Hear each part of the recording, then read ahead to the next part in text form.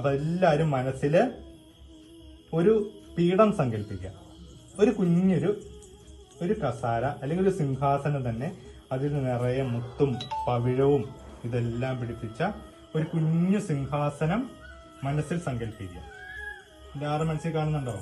ഒരു സ്വർണത്തിന്റെ ഒരു കുഞ്ഞു സിംഹാസനം നമ്മുടെ മനസ്സിലേക്ക് നമ്മുടെ വീട്ടിലേക്ക് ഒരാൾ വരിക എന്ന് തന്നെ വിളിക്കുക. ആ ആള് വരുമ്പോൾ അവർക്ക് ഇരിക്കാൻ വേണ്ടി നമ്മൾ നല്ലൊരു മുറിയില് തറയിൽ മൊത്തം ചുവന്ന പരവതാനി വിരിച്ചിട്ട് അതിനൊത്ത നടുക്ക് നല്ലൊരു സിംഹാസനം വെച്ചിരിക്കുകയാണ്.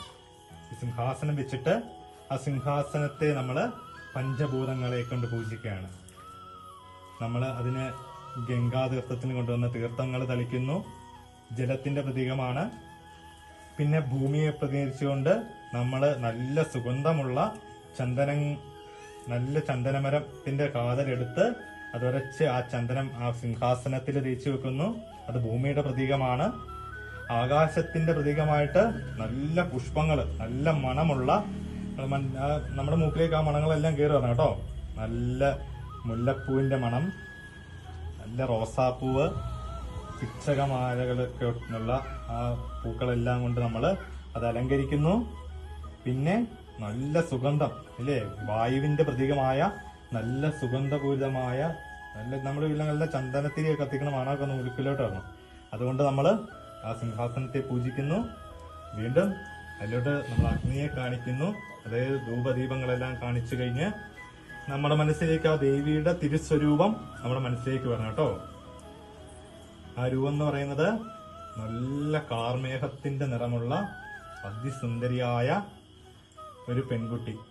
ഒരു 12 വയസ്സ്, 9 മുതൽ 12 വയസ്സുള്ള നല്ലൊരു പെൺകുട്ടീനെ മനസ്സിൽ കണ്ടോ കേട്ടോ.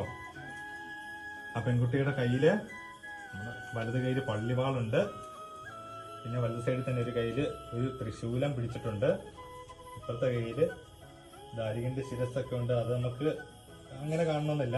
ഇപ്പുറത്ത് നമുക്ക് ശംഖോ ചക്രോ അങ്ങനെ എന്തേലും കാണുക.